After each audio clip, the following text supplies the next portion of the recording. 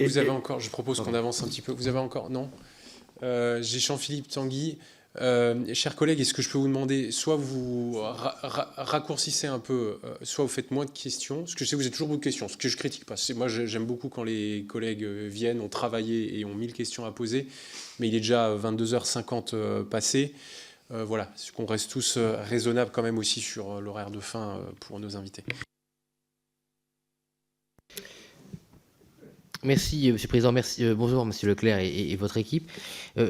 Juste pour pas qu'il y ait d'ambiguïté dans les questions que je vais poser, parce que vous savez qu'au moment de la loi de Crézage, j'ai été accusé d'être votre agent à l'Assemblée. Donc je profite pour le fait que vous soyez sous serment. Moi, je ne peux pas le faire, mais vous pouvez. Voilà, exactement, mais c'est aussi faux que l'autre, Monsieur le Président. Et donc, si vous pourriez dire au début de la réponse que je ne suis pas votre agent, qu'on ne se connaît pas, on s'est croisés 2 fois dans un club de sport à Bastille en 2015. Voilà. Et le seul lien que nous avons, c'est la Bretagne. Certes, on est parfois accusé d'une mafia, mais on n'a même pas payé en kouign-amann ni en autres biens de Breton. Voilà. Donc, j'aimerais juste, si on peut clarifier ça, ça fait 1 an et demi que je le subis. Bref. Ça permettra d'éviter d'autres bêtises. Non, ma première question, Monsieur Leclerc, effectivement, vous intervenez, mais c'est pas du tout une critique, beaucoup dans les médias.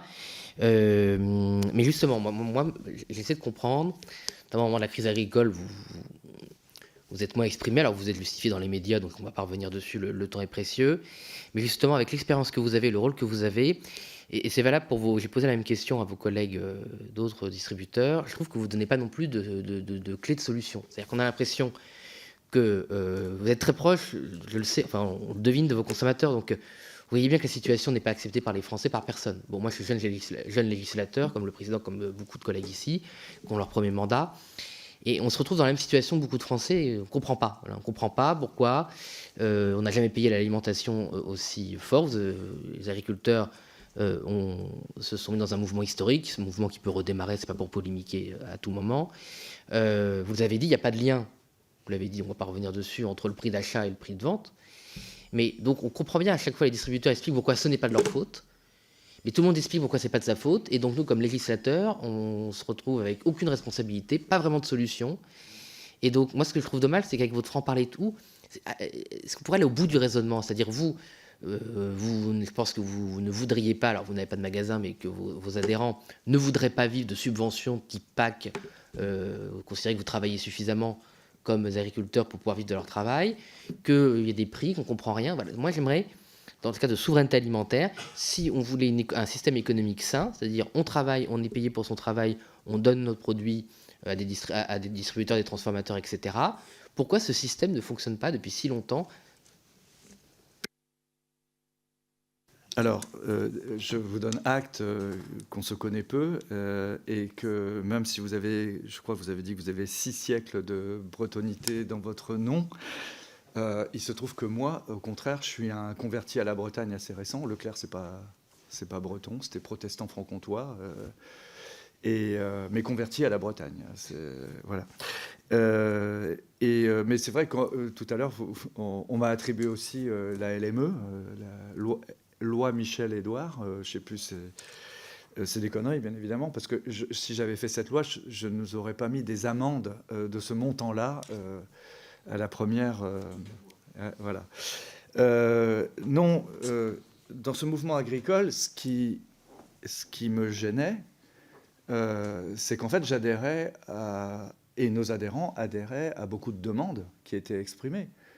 Par exemple, je ne comprends pas qu'on n'applique pas des clauses miroirs aux normes qu'on s'impose. Je suis pour qu'on s'attaque aux algues vertes, pour qu'on essaye d'améliorer l'alimentation. Comme je l'ai dit tout à l'heure, avant que vous étiez là, j'adhère au discours sur les États généraux. Ah, vous écoutiez, ouais. Et j'adhère au discours des États généraux de l'alimentation. Mais voilà, il faut s'en donner les moyens, et c'est des moyens de politique économique. Je pense que je n'ai pas, en tant que distributeur, ni Alexandre Bompard, ni Michel-Édouard Leclerc, ni Michel Biraud n'ont assumé une politique agricole qui n'est pas assumée, quoi. Et donc, même si on les envoie sur nos parkings plutôt que dans les grilles des préfectures, et même si M. Darmanin dit on n'intervient pas s'il y a de la casse. D'abord, c'est pas très élégant, mais surtout, nous, en fait, on est d'accord avec pas mal de revendications des chefs d'entreprise agricoles. C'est ça qui posait problème. Et d'ailleurs, j'ai commencé à rééplucher tout ça et à le dire d'une manière peut-être plus écrite et moins polémique. Mais je pense qu'il faut redéfinir une politique agricole qui tienne compte d'une agriculture plus diversifiée, avec des systèmes d'aide aujourd'hui plus adaptés à ce qu'on demande aux agriculteurs, parce qu'on leur demande aussi des choses.